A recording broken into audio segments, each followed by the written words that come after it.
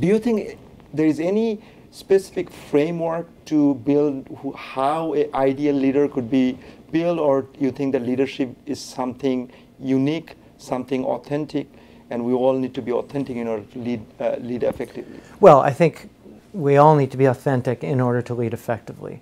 Definitely. A lot's been written on that, and when you point to how my leadership style comes out of prior experiences, you have no choice.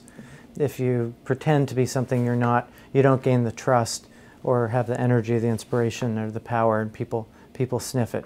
Which is not to say you can't learn to be a great leader. You can.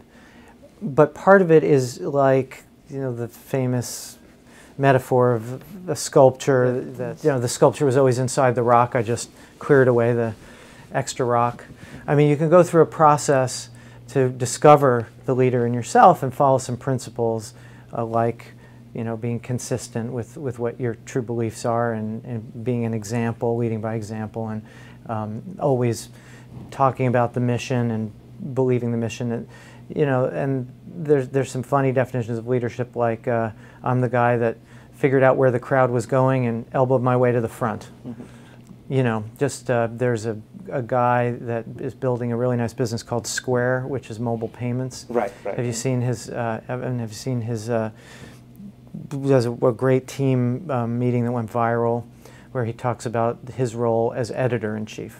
You know, and it fits with my style, where you're taking your people's best ideas, and of course it needs an editor. It needs to be made cohesive, and sometimes those decisions, editorial decisions, have to be made, and the artist may not be happy about it, but that's very different than thinking you're the one that comes up with every idea. Mm-hmm. As much as we're all inspired by the Steve Jobs story, I think there's some leadership lessons that may not apply to everyone in what Steve did and how he built Apple. Very consistent with who he was, but, you know, thinking that you're going to be the one that specifies every detail of an interface may not work for every one of us as leaders. So I think being authentic but following some principles, you can learn to be a much, much better leader, or a leader if you don't think you're one today.